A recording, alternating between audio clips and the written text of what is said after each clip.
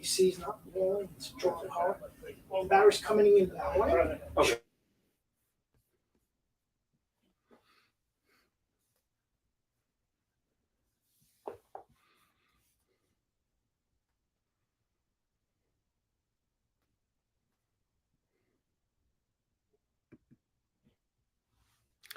You're listening to WKDW Radio 97.5 and KDWRadio.com, broadcasting from the Bishop West Real Estate Mobile Tower right here in gorgeous Northport, Florida. We are having a great day, and traffic is kind of settling in a little bit. I was all over the place today and hit into the Charlotte County region, and traffic felt just a tad better than normal. And I'm not sure if that's a reflection of season ending or the new season beginning. We tend not to see much of a bump anymore, which I know that our local businesses love, which also brings me to Public Works, who is extremely active and has a lot going on. And my good friend, Billy CARLSON. How you doing? I'm doing well. How are you, John? Not too bad. You know, I was telling you earlier, we had a brief conversation, but Friday's show with Peter Bartolotta went for about 55 minutes and felt like 15. And we had a lot of engagements from Chuck English and several other citizens that are out there. And you've kind of got a hot topic that you are announcing, but we've been talking about for years. Right. So tell us a little bit about Price Boulevard. Okay, so as we talked about in our last show, we had the open house coming up. It was, I believe, Wednesday the 15th. And it went pretty well. It was good to talk to some of the residents. We had quite a few folks who live on Price Boulevard stop by to kind of see how their traffic was, or how their home was going to be impacted, kind of what they can expect, how much of their property line they should expect to see affected.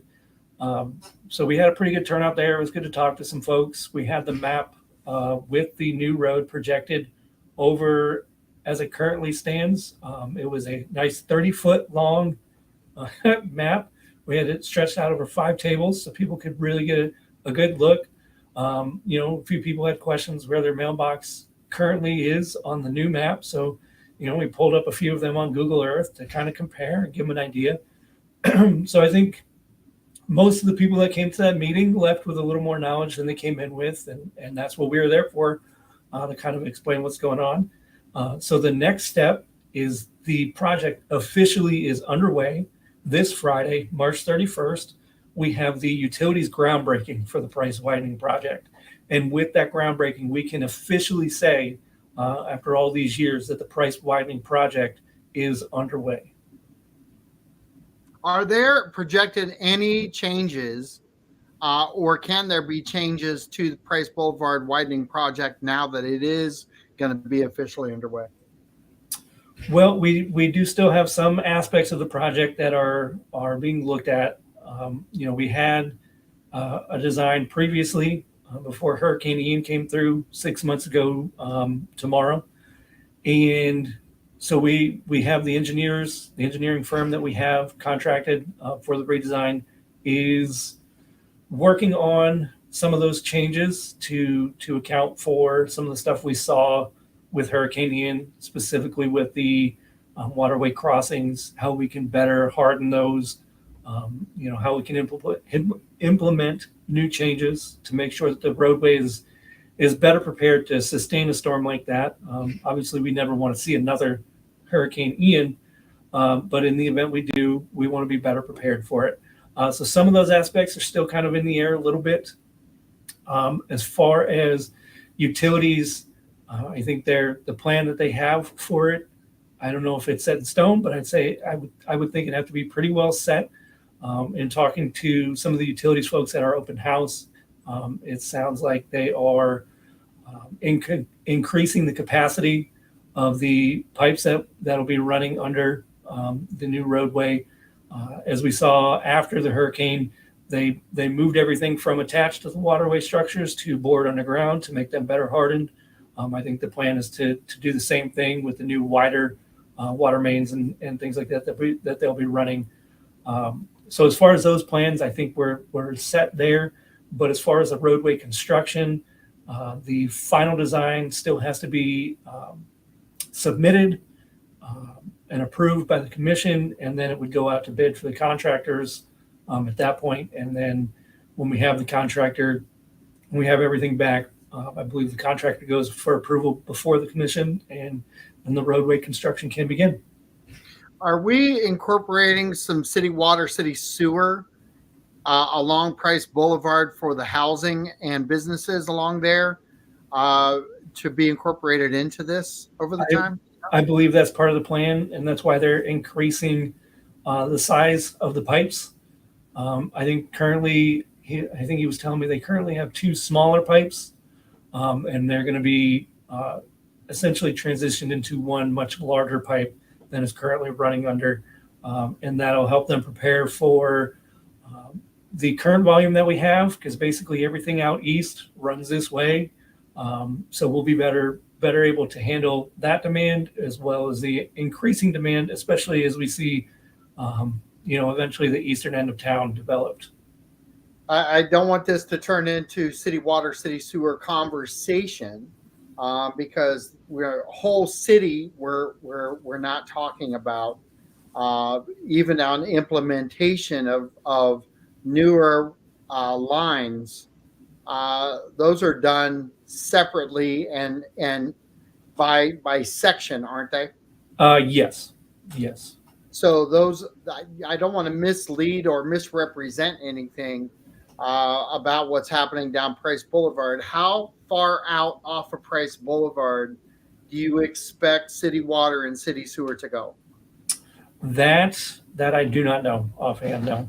That's okay. Can we do a follow-up on that next month? Sure.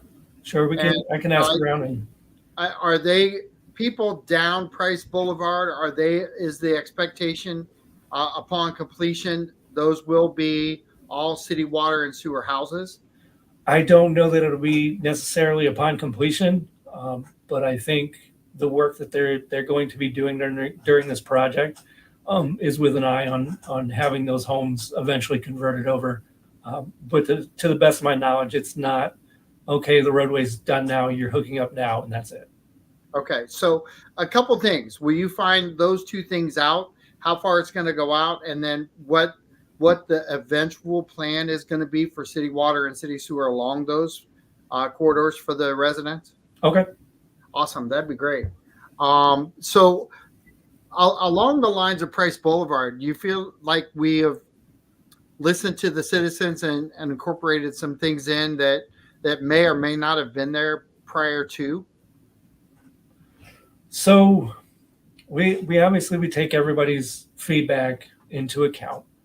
I know one thing that I don't know if it was in the final redesign that had been previously approved by the commission, but there had been talks of having a raised median the whole way. And I know it wasn't wildly popular with everybody. I know the plan is now to have only a raised median where the intersections are at, where the signaled intersections are. The big ones, Salford, Cranberry, Chamberlain, they'll have a raised median there. But the rest of the way will have a center lane for folks to turn left off of. And it'll be the stamped concrete that we see at the left-hand turn lanes, at all of our other intersections at this point, Sumter and Price, Toledo Blade and Price, those major intersections there. So that's what the roadway will look like there. Instead of a bike lane now on either side, and I know it's not hugely popular with the biking community, this decision, but we'll have a 10-foot shared use path on both sides of the road, which should provide room for bicycle traffic, pedestrian traffic, things like that, with the lack of a bike lane actually on the roadway. Essentially, they took the space that we have available to expand this roadway, and we've squeezed pretty much as we possibly could within that space with a 10-foot shared use path on either side, You've got 2 lanes on either side. You've got the central turn lane as you approach, or as you drive down the road. You'll have that central turn lane. We'll have a median as you go to intersections, and then we've got the basically the gutter drainage system to run along both sides of the roadway. Do you think that we'll have the professional, I want to say professional bikers, adhere to that, or do you think they'll be part of the Price Boulevard traffic pattern? I have seen comments, and to be honest, I can't blame them if that's what they're used to and that's what they want to continue to do. I have seen comments that they plan on still using the roadway for their travels because they tend to ride faster than what the technical speed limit is on the shared use paths. I can say I don't know that I've ever seen anybody with a radar on a shared use path, so I don't know how strictly that'll be enforced. But by the same token, if they want to use the roadway, we'll at least have another lane for folks to go around safely, as opposed to now, where if they use it now, it's a tight squeeze, and you want to pass safely, and it can be tight in some areas. If they use it now, it's almost a death wish at times on Price Boulevard to think that you're going to squeeze a bike path into Price Boulevard now. But you're right. If there's 4 lanes there, the odds of safe passage are much greater. And you can just ensure that when the trash truck goes, when there's a postal service carrier out there delivering, or even UPS or FedEx. Right. I was traveling through, and UPS and FedEx, they stop right in the street. Yep. And they run up, they deliver their package, and you've got delayed traffic. Exactly.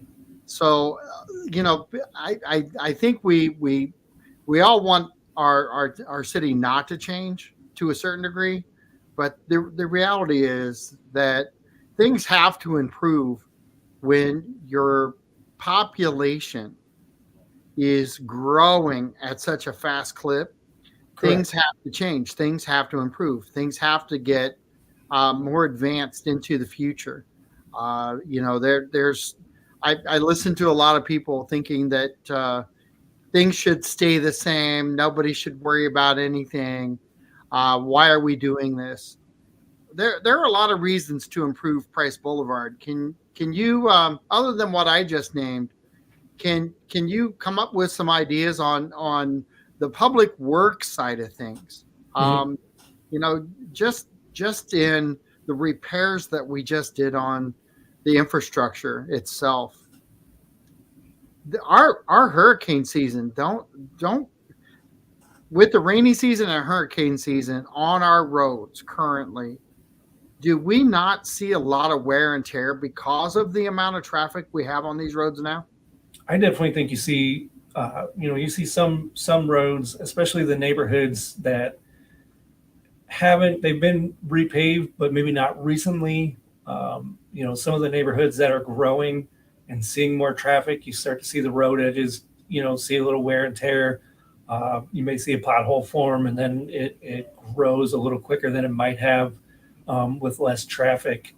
I think we do a pretty good job of maintaining the city's main roadways, the boulevards. Toledo Blade, it feels like, is a constant work to keep the potholes filled and everything. There are a few areas where it seems like they open up all the time. And that's actually our next major repaving project is Toledo Blade coming up in the next year or two. So we're working to address that as well. But we see it every rainy season, every hurricane season, at least the last couple of hurricane seasons now, where we've seen an excess of floodwaters. And it has an effect on everything. It has an effect on swales. It has an effect on people's, especially the folks who live along the Myakkahatchee Creek, the Big Slough Canal. You start to see the back line of your property erode a little bit because of how much water we're seeing and things like that. So these are things we're constantly working to address. Heading into rainy season, we want to stress again that everybody's is responsible for their own swales. and keeping their culvert pipes, if you've got them, keeping those clear of debris. Some people may not realize it, but your culvert pipe may be failing. If you see, some of us, rainy season, we hold water all season, and it never truly goes down once the rains start in May, and don't stop till November. And anybody who's lived here for a while knows your soil's probably going to be wet for a good 6-7 months. But if it's been a few days since your last rain and we're still holding water, it may be worth calling up and asking to have somebody assess your drainage. It could be you, could be a neighbor. It could be that your pipe is failing and you just don't realize it, because how often do you ever go out and just, stick your head down and check out the pipe? I know I don't do it that often. Kids are curious. Sometimes they'll do it, but everybody should do their best to keep their swales free of debris. When you're doing your lawn maintenance, make sure you're weed whacking and everything, around the drain pipes, because that's all part of the drainage system. It goes from your swale to the retention ditch, which brings it to a larger body of water from there, or it goes from your swale to, an outfall pipe, which brings it somewhere else. And it all works in this big interconnected waterway puzzle that eventually gets it out of the city. And any hiccup along the way can make it a pain for everybody in that area. Something else that I want to throw in here, because as we approach rainy season, potholes tend to be a factor. And some of the patching that we do great repair work, the best we can on some of these major roads. But in rainy season, we tend to see some of these reopen back up. Can you talk to people a little bit about the app that we have, and also the reason why you want to get on them right away? Because the larger that becomes, the bigger the problem could be, correct? For sure. So we've got the North Report app. We've spoken about several times on the show before. It's free to download, free to use. It's in the Google Play Store. It's in the Apple App Store. We also have it on the website, northportfl.gov/northreport. Go in if you've got a pothole in your area, or if let's say you're driving along Tweedle Blade. Everybody assumes, well, they must know about it, but I don't need to report it or anything like that. There are some areas where maybe we've seen it, maybe we haven't, but it can't hurt to go in, take a picture if it's in your neighborhood, or if it's on Tweedle Blade, give us a brief description where it was, and we'll have a road crew out and assess it and try to fix it as quick as possible. As any of us have seen in our neighborhoods, it doesn't take long for a small hole to become a big hole, and then in rainy season, that hole fills up and you can't see it. I know in our neighborhood out in the estates, we've had several before where it's there, and then rainy season comes and there's some water on the road, it fills up, and you don't know it's there. And if you don't drive that every day, you may not know to avoid it. I know there are some in our area that we've seen in the past that, well, I knew it was there, so I just instinctively went around it.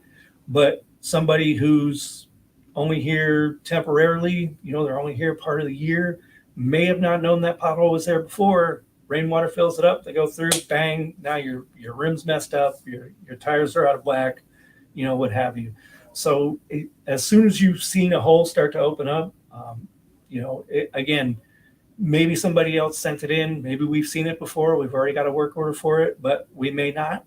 It can't hurt to submit a request anyway.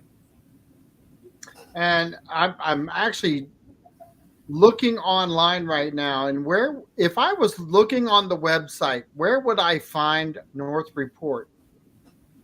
Okay, so if you go, if you're not on the website and you just type into your web address, northportfl.gov/northreport will bring you right to the page. If you are, let's say you're on the main website, if you go to, let's see, where can I find it? How about there? I believe it was under online services. Okay, It's so you go actually to right on the online. front page.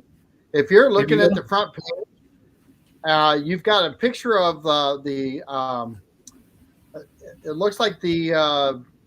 Gosh, that's not the. Is that the Atlanta Braves Stadium there? I believe it it would is.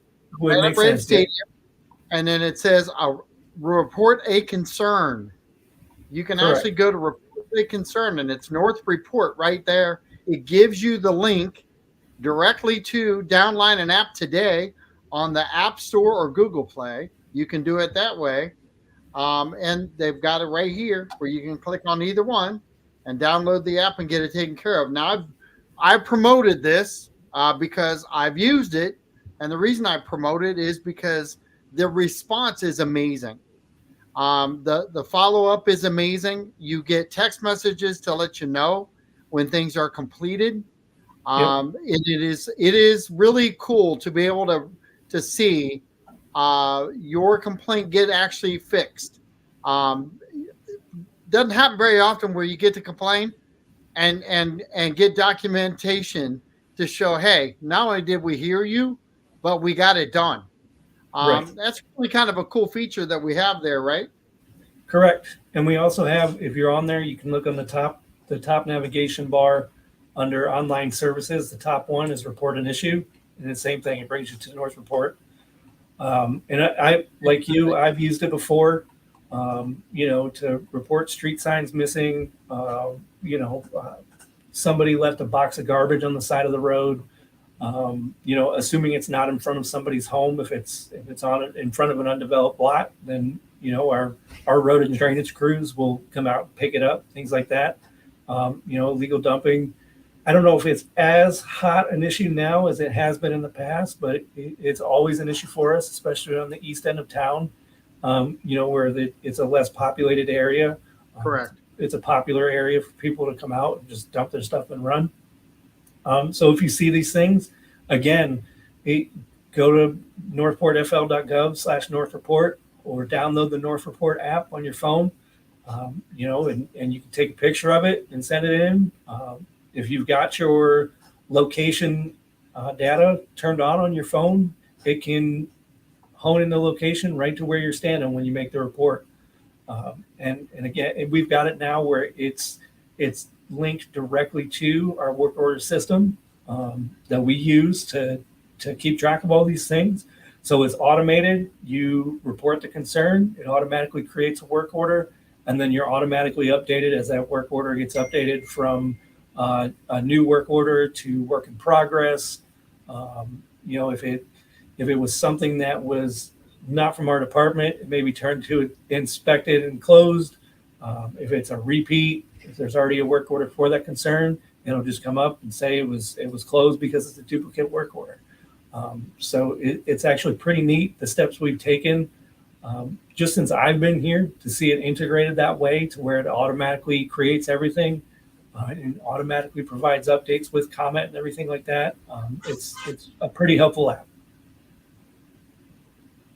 So you've got a lot happening with the street repairs. I want to go back to Toledo Blade for a second, because that is a major thoroughfare.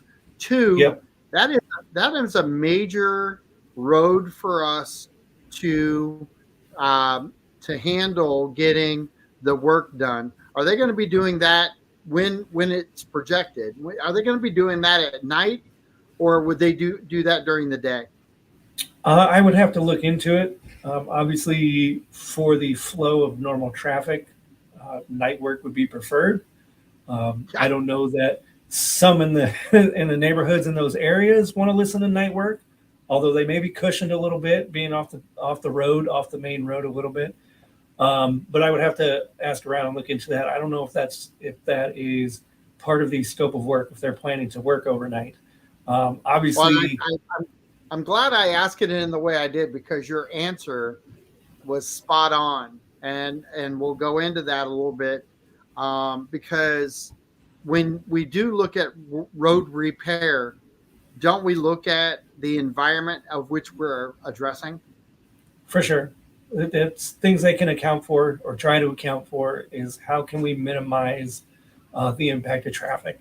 And obviously, morning traffic on Toledo Blade tends to be pretty heavy. When you've got people leaving for work, you got parents bringing their kids to school, you've got school buses making the trek, and we've seen rather heavy around Cranberry and Toledo Blade near the interstate, where it gets backed up pretty good. Obviously, we want to minimize as much as possible the amount of traffic that we're adding to that if we can. All these are major issues that we have to deal with within Public Works, but part of the process of getting that sent out, isn't it? Correct. And when you have these major projects going on, are we able to do multiple at the same time? Yes. So we have, at any given time, we've got several projects going on. We've got crews ongoing, working on road repairs. And what'll happen is we're coming, and I actually just spoke to the project manager for our road paving projects, I want to say a week or two ago. We've got, I believe, a month or two, and we'll be back into the road paving projects where we have our road paving contractors that are out, in certain neighborhoods, repaving certain neighborhoods. Toledo Blade will be a big one. At some point, we'll come back around to the Hillsborough Boulevard repaving that we're teaming up with Charlotte County for. So it's not unheard of to see these projects going on at the same time. We'll also see some of that going on with some of the utilities projects that they have coming on, to expand access for city sewer water and things like that. And we have different projects in different areas. So when we talk road and drainage, they're responsible for the roads, just like it says, they're responsible for the drainage. So, we've got waterway cleaning going on. We've got what they call the grid project, where we have certain areas, they have the city dissected into different grids. And at any given time, they're working on particular grids as far as working on the swale maintenance and things like that for certain neighborhoods all at once. So we do have several different projects going on at any given time. Well, we have, and the reason I brought that up was we had a conversation on Friday about planning and expectations and where we're going with the future of Northport. How do you guys plan future? Is there like a plan of attack with repaving and maybe even what I would consider road repairs that are more major than others? Or do we have this schedule or some sort of a plan into place with Public Works that we know what areas we're going after this year, and then next year we have these areas that we're hitting? Do we have it all laid out like that? To a degree, yes. So we posted about it, I want to say about a month or so after the storm. We had a contractor that was coming out, and they were basically mapping out every street within the city. And basically it was scanning the roads, and they had this van with this big wonky scanner thing attached to it. And we posted a picture of the van so that people wouldn't be alarmed when they see this odd looking van with this large piece of scanning equipment, on the back. And basically they were there to establish essentially the current quality of the road, the current status of every road within the city, so that we could better prioritize which of our major thoroughfares and which of our neighborhoods needed the road repaving and repairs the most. And so they'll establish the priority of those projects based on the data that we get there. I want to say they were back. I want to say I saw the van actually recently.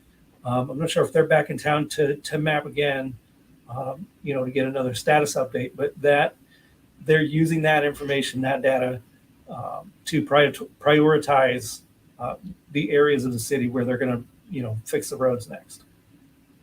And, we stay on top of that, just like with with everything else. We've got within Public Works, you're looking at our waterways, which everybody knows that our waterways took a good hit with the Hurricane Ian, a major hit actually. Now, major hit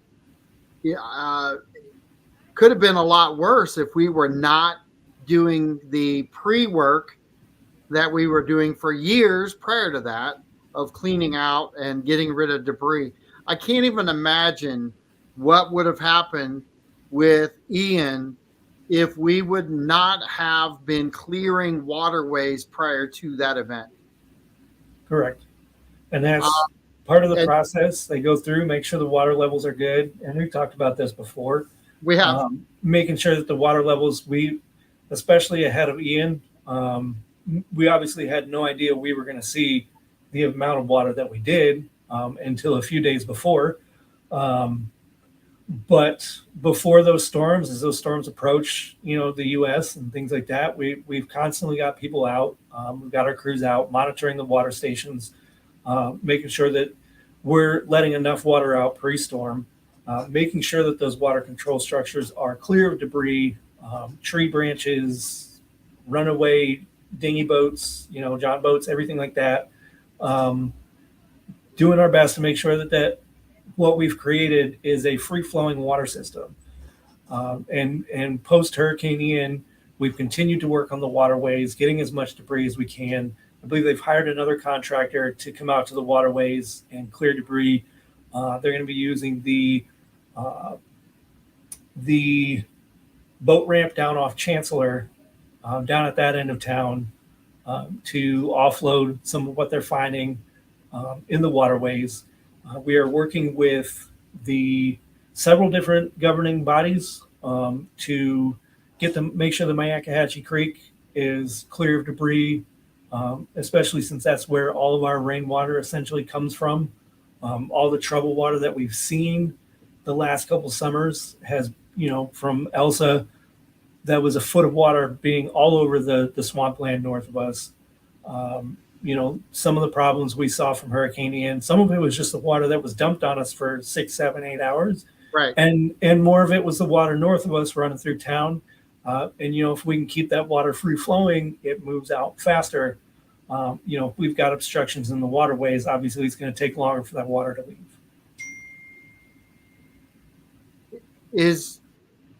Are we talking about doing, and this is past conversations I've had, are we talking about doing any soil samples and then dredging of our canals? Are we at a maintenance point to do that at any point now? I believe there has been talk on the Cocoa Plum, in speaking with our stormwater manager, Elizabeth Wong. There has been some talk on the Cocoa Plum to deepen that to its previous standard. I think there's been some buildup as water brings stuff down with it. And talking to her, there's the ability to dredge it out a little bit, make it deeper, which obviously creates more room for water, for storm water to flow out, and make its way there. So yeah, I do. I don't know where we stand with that project as of now, post Hurricane Ian, but I know pre-Ian I had spoken with her about things like that, and that was something that has been discussed. That's awesome. So with the dredging, I want to go back to dredging for just a second, because we do such a great job managing our water flow. Have we ever done dredging in our canals? That is a great question. I don't know that I've seen it since I've lived in Northport. That doesn't mean it wasn't happening. I don't believe it's happened since I've been with the city. I've been here 22 years, and I don't know that I remember us doing that. Yeah, I haven't. As I recall, I have not seen it. Can you also follow up with that and find out if there is if there's something in the books for that, and Sure. then what is our depth of waterway like in Cocoa Plum, and what Right. should it be if Okay. if it were to be dredged out, if it were brand new, what would our expectation be? Right. I'm curious now, because would that help if we did some dredging, if we did some maintenance like that? Would that change the body of water? And I've got Chuck English saying something. Hold on one second.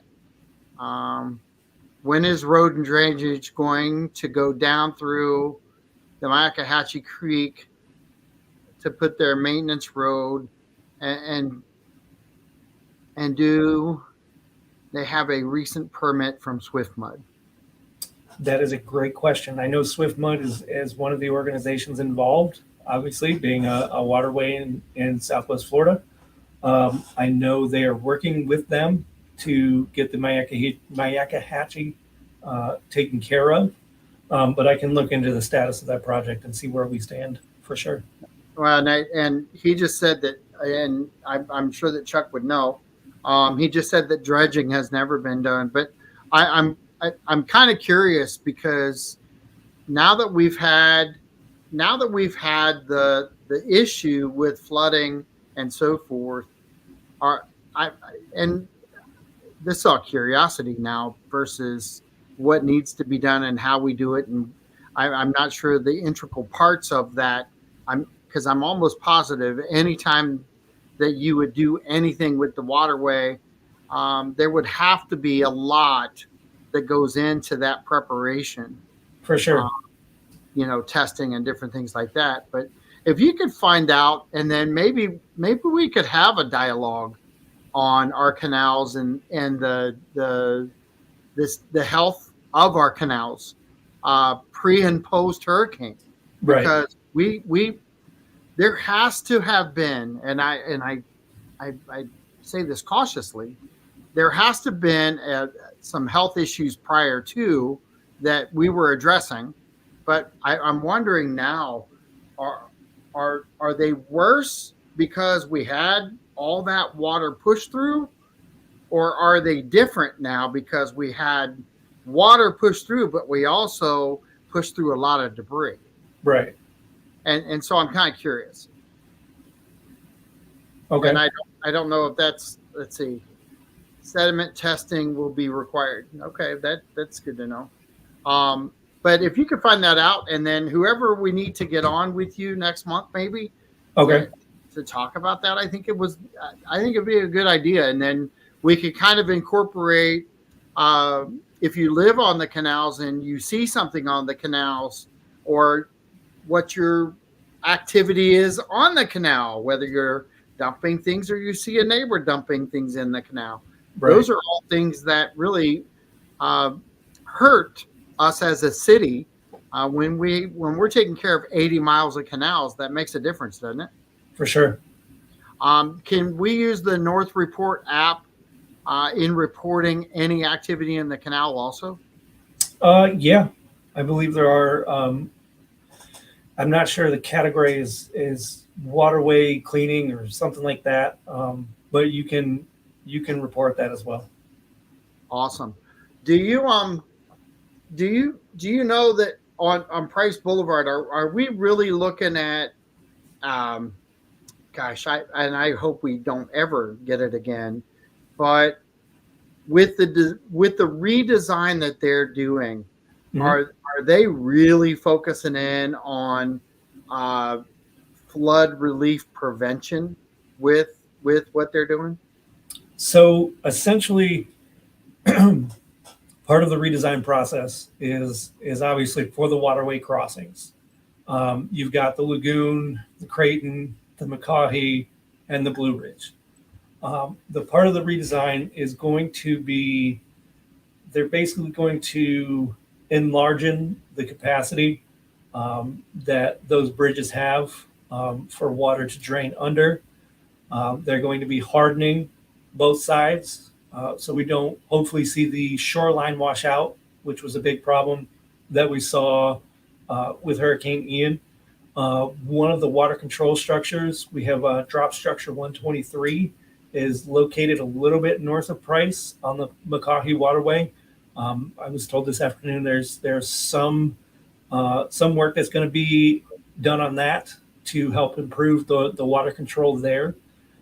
So there are several steps for sure that they're putting in place to, again, ideally we never see a hurricane like this with the amount of rainfall that we saw and the 12 to 16 foot storm surge that we saw that all came back down south.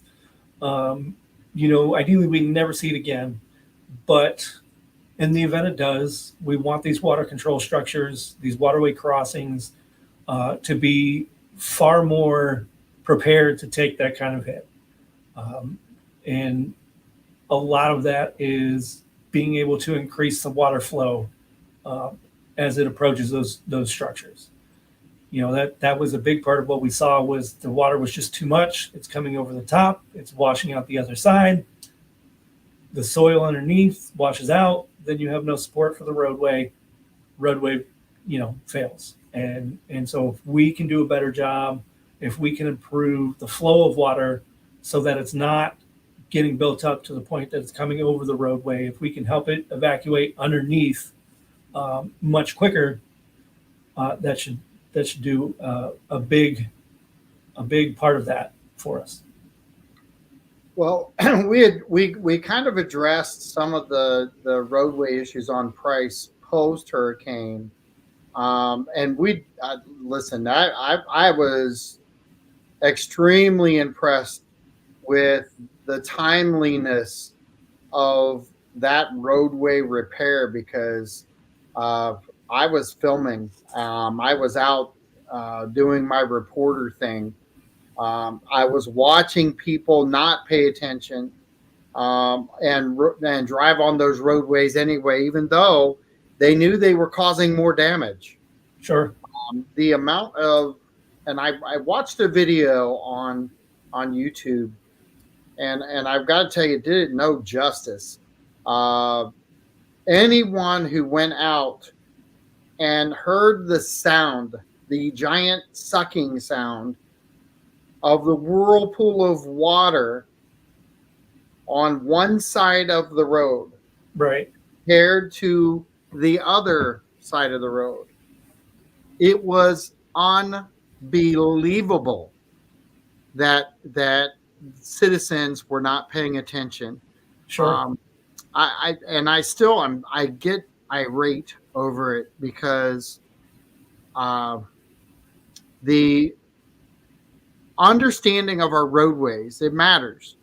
Our canals feed other areas.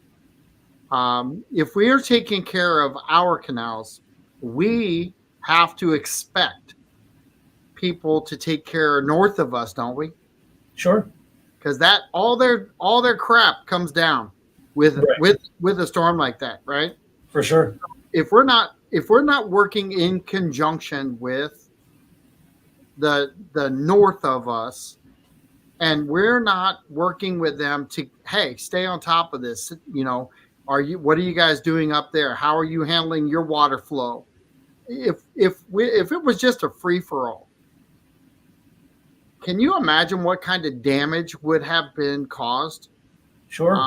With that, let alone the fact that the road closures that we have, how important was it for people to follow road closure signs and adhere to it? On a truthful note, I'm not picking at anybody independently. I'm just saying, if our roads are closed during that time frame, are you advising them to go around the signs because they can? Oh, of course not. And that was a big problem. And that was one of the more important messages that we had to push out, in the 2, 3, 4 days after the storm, when we still had all the water. We would put the road closure signs out, and we had them out, and people were driving around them, moving them to drive through. And we have a picture. One of the, I think the more iconic pictures from this storm was the truck on Chancellor, where it fell into the hole and just the front of the truck is sticking out. And what that is we have a road closure sign up because we don't know how safe the roads are to travel. We know areas around the roadway are washed out. On Price, we had a pretty good idea that the damage to the road on those water crossings was severe, and we didn't want people to risk it. We hammered home several times, even during the rainy season. Turn around, don't drown, because if you can't see the street, there's no way for you to tell how deep it is. And some people don't realize it's a problem until their engine is flooded out and their car stops running. And now you've either got to sit there and wait for somebody to come help you, or you're getting out and trying to get somewhere dry. And as we saw with Hurricane Ian, that wasn't always safe. I know several people personally that made a late call to try and get out and couldn't, and then had to trek through chest deep water to try to get somewhere dry so that they could get help. And one of the things that we get weather alerts all the time that say, rip current advisory. And I'm thinking in Northport, wow, how do we have a rip tide? We've got some canals that don't really move. And then I'll tell you what, man, when I went out on one of the airboat rides after Hurricane Ian, you can see the tide, you can see the current, and I would not want to be in it, especially not even knowing what's in the water. I think that's another thing that people don't really account for is when you have rainy season, you have constant wildlife movement. And like I tell my kids, if the water is deeper than your calf, you just have to assume that there's an alligator in there, whether it's, a 6-foot decent sized gator, or if it's a baby gator, they could be anywhere. And to be driving around in these flood waters where all this water came from the swampland north of us, why anybody would want to be in that water when there could be countless numbers of alligators and snakes and other wildlife that's been displaced. There are just so many factors that go into why you wouldn't want to drive into this water. It was one of our major messages to try to dissuade people from wanting to make that trek. If you're trapped in your home in this flood water, please reach out and try to get help. Have somebody come pick you up. Don't trek it yourself. And I watched on